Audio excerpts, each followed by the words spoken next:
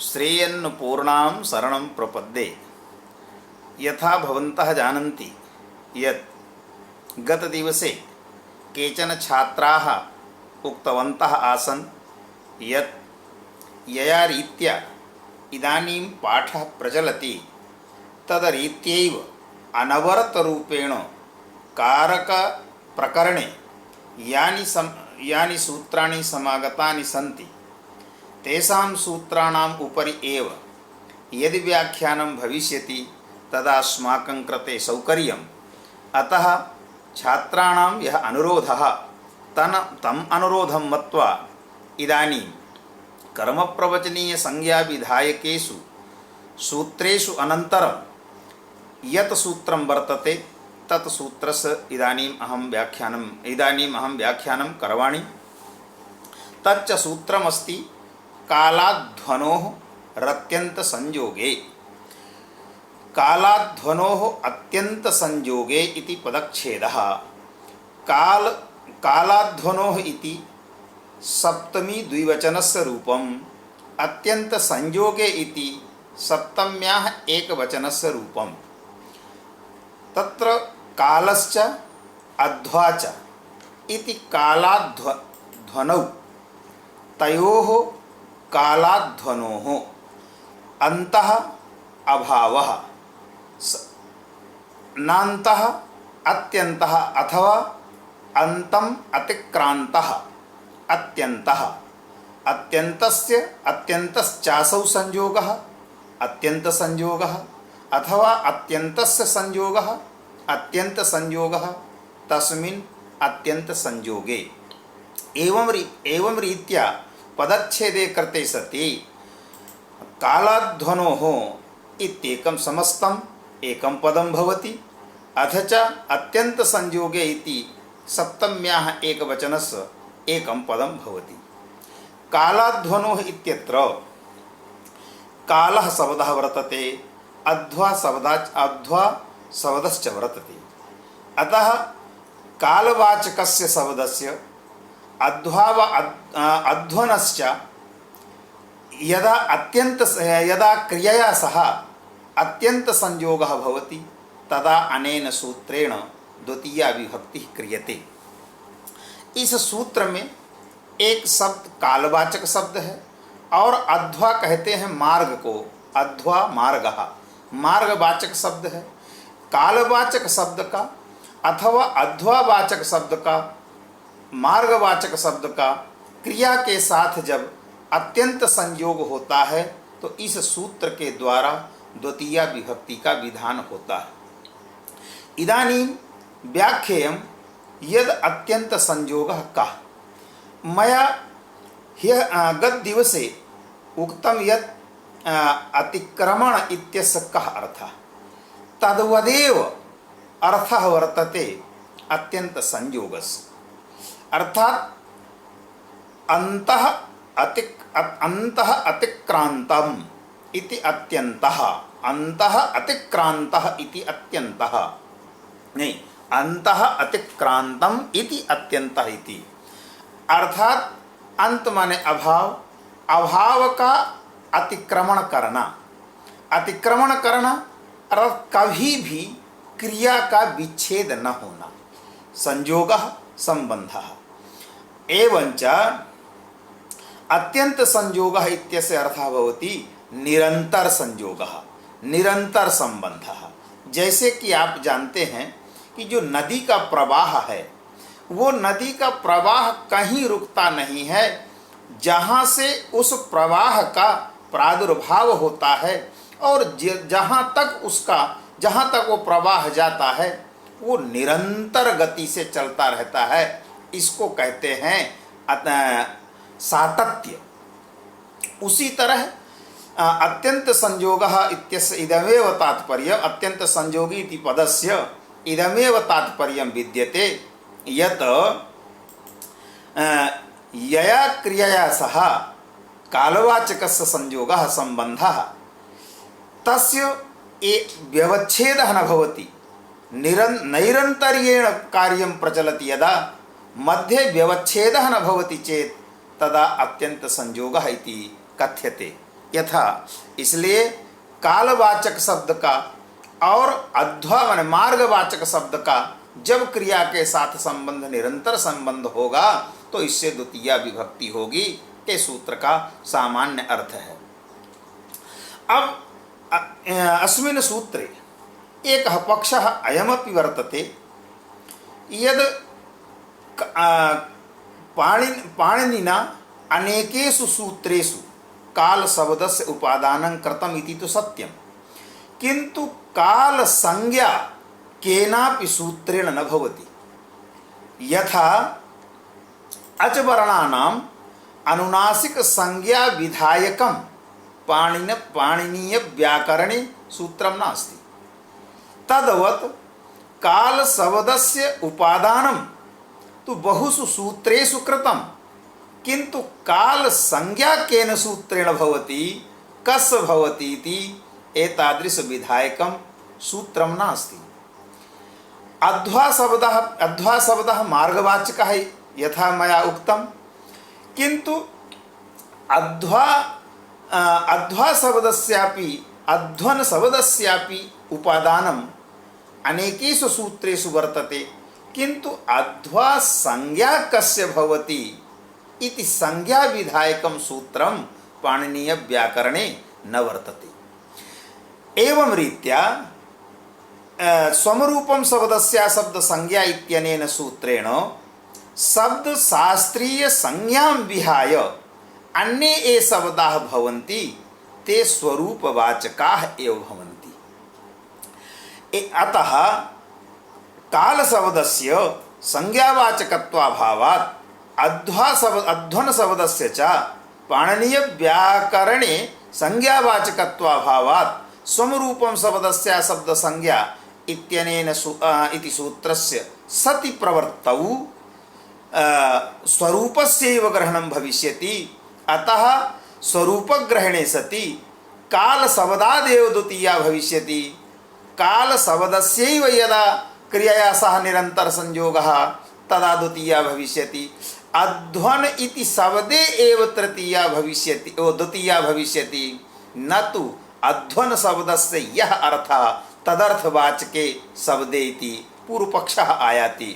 अस्य पूर्वपक्षस्य समाधानम् अस्मिन् सूत्रे तु न कृतं वर्तते, किन्तु कुत्र स्वमरूपं शब्दस्य शब्द संज्ञा इति सूत्र प्रवृत्तिः भवति, कुत्र च न भवति इति एतद् विचार प्रसंगे बहुषु सूत्रेषु भगवता भाष्यकारेण उक्तं।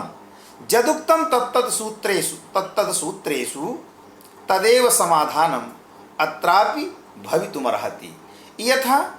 यथा सूत्रमस्ति कुत्सनं कुत्सनैः इत्यनेन सूत्रेण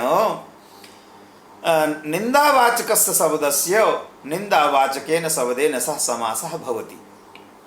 तत्र कुत्सन शब्दः कुत्सन पाणिनीय व्याकरणे कुत्सन संज्ञा विधायकं सूत्रं नास्ति। कुत्सन संज्ञा विधायकस्य सूत्रस्य अभावात् तस्मिन् सूत्रे अपि स्वमरूपं शब्दस्य शब्द संज्ञा इति सूत्र प्रवृत्तौ सति आनपूर्व्याः एव ग्रहणं भविष्यति। आनपूर्व्यग्रहणे कुत्सन शब्देन सह एव समासः भविष्यति, न तु निंदार्थकस्य निंदार्थकेन। तत्र भगवता भाष्यकारेण उक्तं यत् कुत्सनैः इति बहुवचन निर्देशात् अत्र स्वमरूपं शब्दस्य शब्द संज्ञा इति सूत्रस्य प्रवृत्तिः न भवति। यतोहि सामान्यतः उत्सर्गतः एकवचनं भवति, किन्तु सूत्रकृता एक उत्सर्गतः प्राप्तं यदेकवचनं तदेकवचनं परित्यज्य बहुवचनस्य प्रयोगः कृतः कुत्सनैः इत्यत्र। अतः बहुवचन प्रयोग निर्देश सामर्थ्यात् स्वमरूपं शब्दस्य शब्द संज्ञा इति सूत्रस्य प्रवृत्तिः यथा कुत्सनं कुत्सनैः इत्यस्मिन् सूत्रेण भवति तदवत् अत्रापि समासः कृतः भवद्भिः यत् कालश्च अध्वा च इति। तत्र सामान्यतः षष्ठी विभक्ति भवितव्या, यतो हि विभक्ति क्रमे सप्तमी विभक्ति अपेक्षया षष्ठी विभक्ति पूर्वं विद्यते। यतो हि प्रथमा विभक्तितः आरभ्य सप्तमी विभक्ति यावत् यह क्रमः वर्तते, प्रथमा द्वितीया तृतीया चतुर्थी पंचमी षष्ठी सप्तमी इति यह क्रमः वर्तते, तस्मिन् क्रमे षष्ठी विभक्ति पूर्वं परिगणिता वर्तते, षष्ठी विभक्त्यनन्तरमेव सप्तमी विभक्ति कृता वर्तते प्रक्रियाक्रमे। किंतु भगवता भाष्यकारेण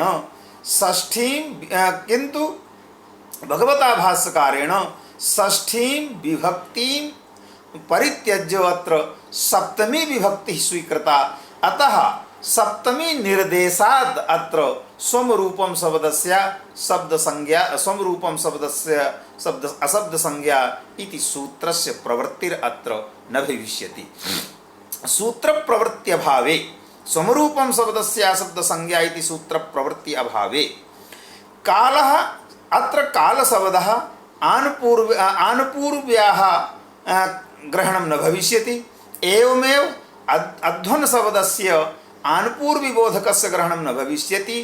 किंतु काल शब्दः यस्मिन् अर्थे रूढः काल शब्दः कालनिष्ठ वाचकता निरूपिता वाच्यता यस्मिन् वर्तते एषु वर्तते तेषां शब्दानामेव ग्रहणं भवति। एवमेव अध्वन शब्द विषयेपि ज्ञातव्यं। तत्र काल शब्दः अहन शब्दः कालवाचकः, एवमेव मास शब्दः अपि कालवाचकः। अतः काल शब्देन मासानां वर्षाणां दिनानां अर्थात दिन महीना अथवा वर्ष इत्यादि जो काल अहन इत्यादि जो कालवाचक शब्द हैं इत्यादयः ये कालवाचकाः शब्दाः तेषां शब्दानामेव ग्रहणं भवति कालशब्देन अस्मिन् सूत्रे। एवमेव अध्वा शब्दस्य मार्गः अर्थः पथि अर्थः पथि शब्दः मार्गवाचकः अध्वा शब्दः मार्गवाचकः अथ च मार्ग शब्दः स्वयमेव तद्वाचकः एवं रीत्या आनुपूर्व्याः अध्वा शब्दस्य ग्रहणं न भवति, आनुपूर्व्याः अध्वन शब्दस्य ग्रहणं न भवति।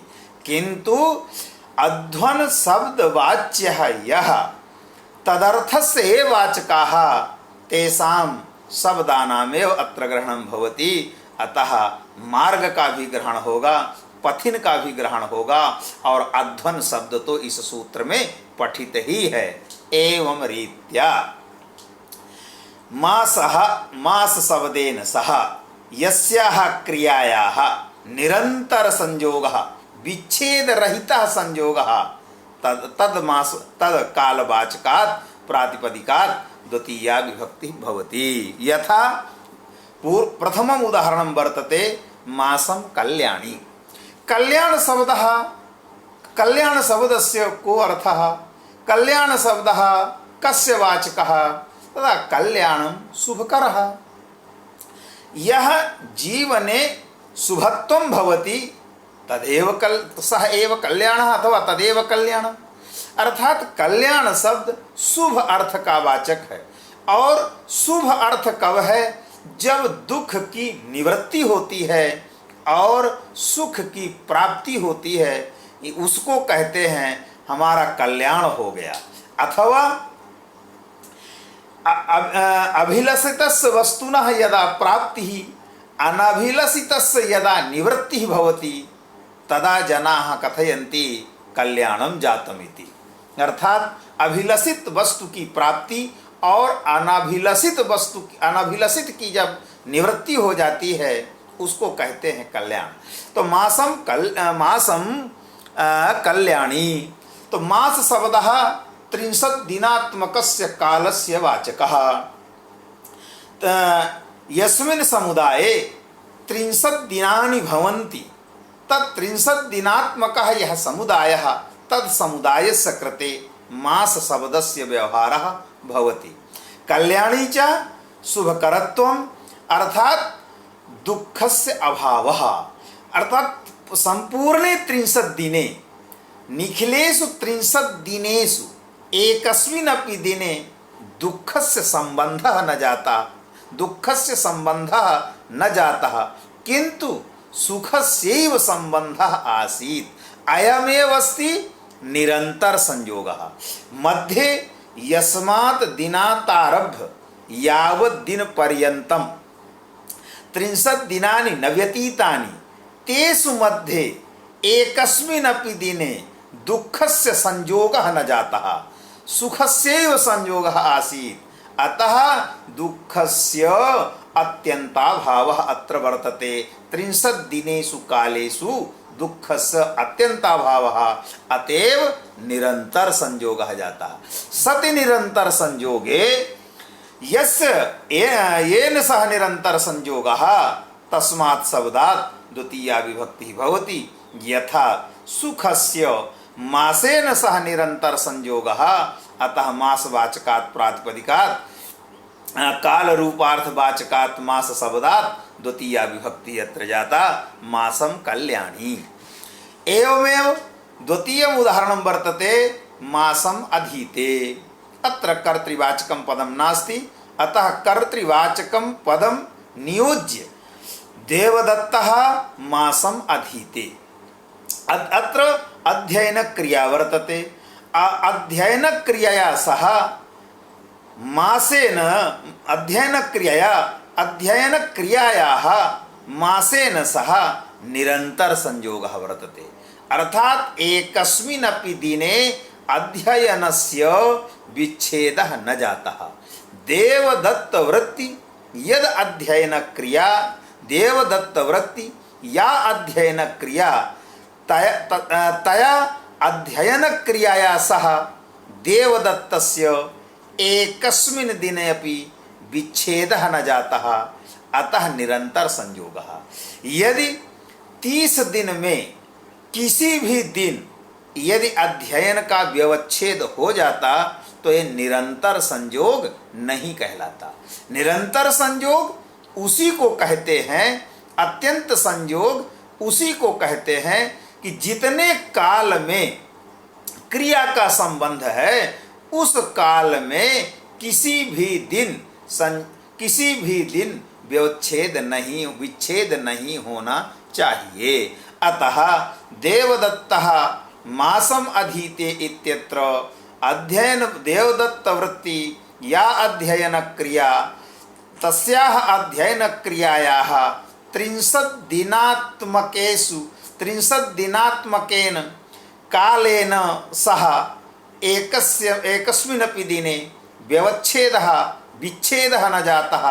अतः अध्ययनस्य नित्य संयोगः निरंतर संयोगत्वात् मासेन सह निरंतर संयोगः। अतः मास रूप कालवाचक रूप मास प्रातिपदिकात् द्वितीया विभक्ति जाता मासम अधीते इति। तृतीयम् उदाहरणं वर्तते मासम गुणधानाः। मासम गुणधानाः इत्यत्र किं भवति? पहले गुणधानाः शब्द का क्या अर्थ है, तो गुण क्या है ये आप लोग सभी जानते हैं। और धान कहते हैं, धान वैसे तो जानते ही है कि व्रीहि को धान कहते हैं, लेकिन यहाँ जो धान शब्द है वो व्रीहि का बोधक नहीं है, वो गेहूं का बोधक है। तो गेहूं के साथ गेहूं को भूंज करके और उसमें गुड़ मिला करके जो द्रव्य बनाया जाता है, भक्ष्य पदार्थ जो बनाया जाता है, उसको कहते हैं गुणधानाः। अर्थात धानाः द्रव्याणि, धानः द्रव्यम, गुणेन सम्मिश्रिताः धानाः गुणधानाः। यहाँ भक्षेण मिश्रीकरणम इत्यनेन सूत्रेण सह गुणेन धानाः गुणधानाः इति तृतीया समासे कृते सत् गुणेन धानाः गुणधानाः इति विग्रहे कृते सति भक्षेण मिश्रीकरणम इत्यनेन सूत्रेण तृतीया समासः भवति। अतः गुणधानाः भोज्य पदार्थाः, गुणधानाः इत्युक्ते किं भवति? गुणधानत्वं नाम भोज्य पदार्थत्वम्। गुणेन सम्मिश्रिताः यद् धान्यं यद् द्रव्यं खाद्यद्रव्यं वर्तते तदेव सः एव गुणधानः। और मासं गुणधानाः, कश्चन जनः एवमस्ति यत् अनुदिनं गुणधानस्यैव भक्षणं करोति, गुणधानस्यैव भोजनं करोति। अर्थात गुणेन सम्मिश्रितं यद् धान्यं वर्तते तद्धान्यमेव सः भोजने स्वीकरोति। अतः 30 दिनात्मकेन मासात्मकेन कालेन सह गुणधान पदार्थस्य निरंतर संयोगः वर्तते। गुणधान पदार्थस्य 30 दिनात्मकेन